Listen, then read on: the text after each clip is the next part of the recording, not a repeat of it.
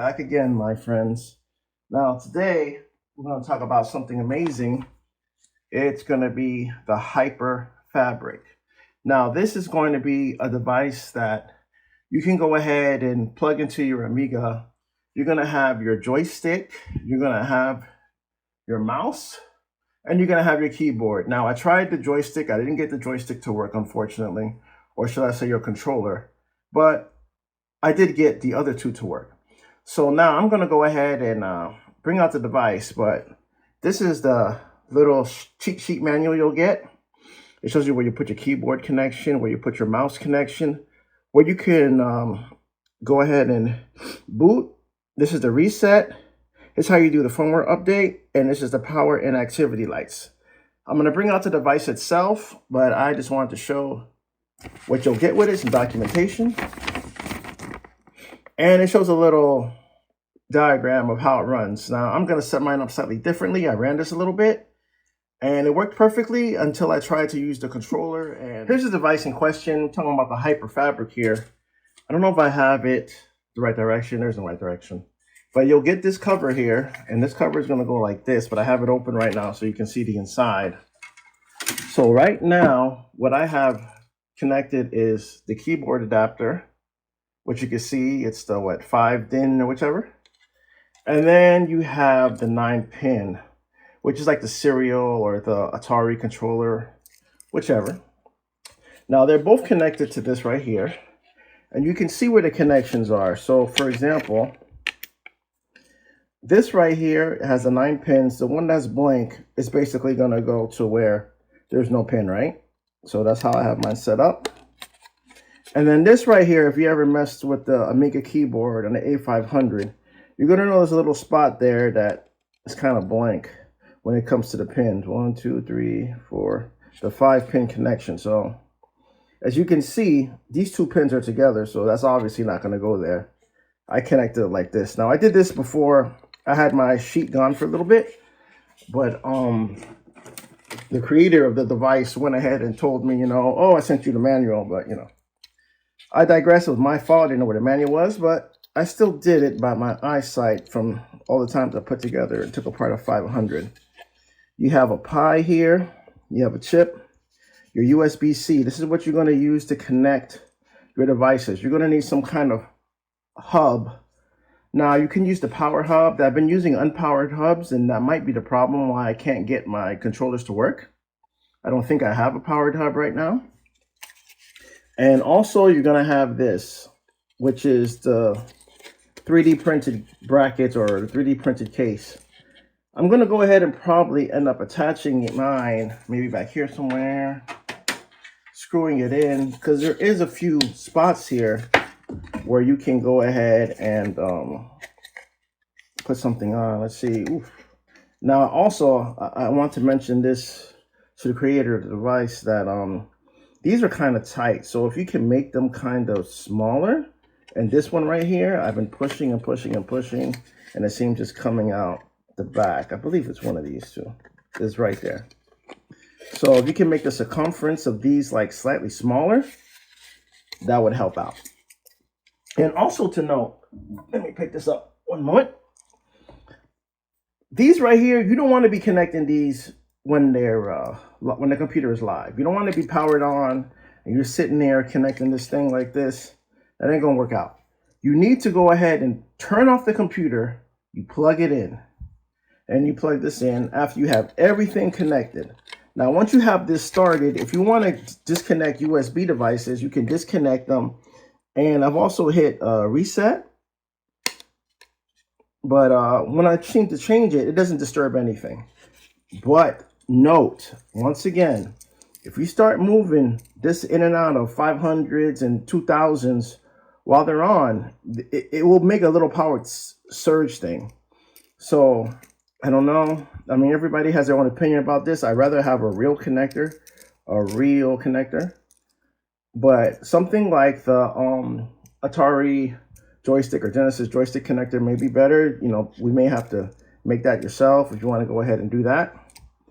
But I'm going to go ahead and connect this, and we're going to see how it goes down. Now, the reason I purchased it, well, I just purchased it to purchase it. You can't get any parts from Amiga right now. I'm sorry, Europe. The tariffs are too steep, and I can't, you know, the eBayers are not eBaying. But I had this from, what is it, Electronica for You, whichever. And this was working well at one time. But what happened was I copied a file from Aminet, and the keyboard stopped working. And I was like, oh no. So I really didn't, I made a backup of the file before I copied it. But I decided at that time I would try out the HyperFabric, and it worked really well.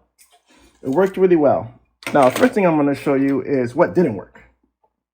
This right here, this USB-C to USB 3.1.0, whatever. This didn't work. Now, I got all these from Alibaba. This one right here, looks like the little ship. Oh, this works well. So I have my keyboard connected here and my vampire-ish mouse color connected there. This works.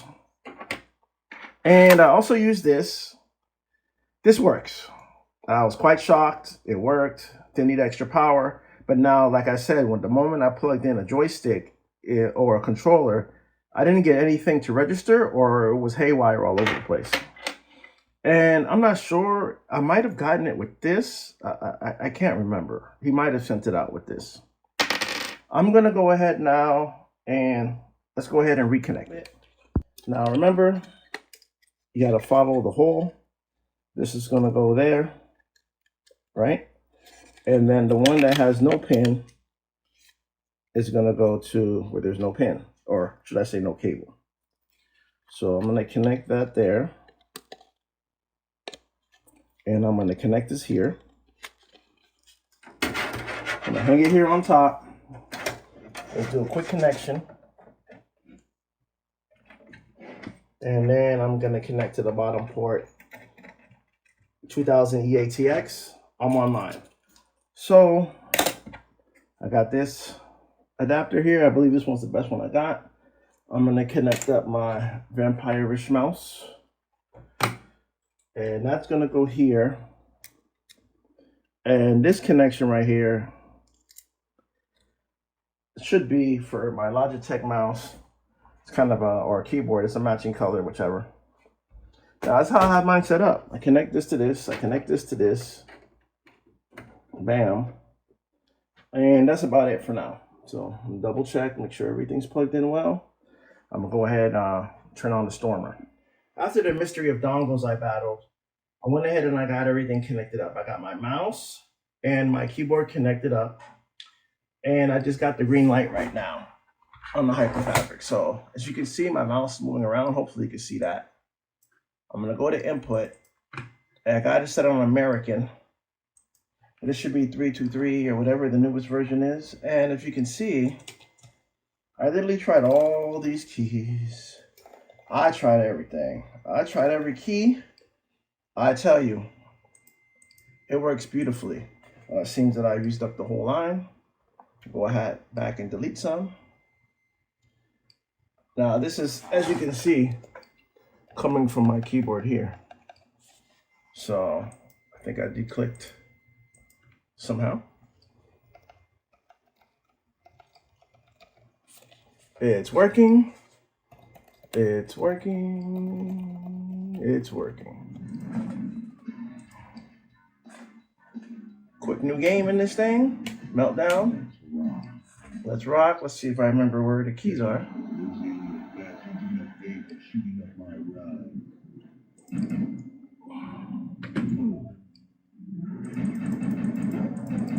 Now I got super high frame rate, guys. I got the CM rocking in there in the PiStorm 2000. And the frame rate is woo!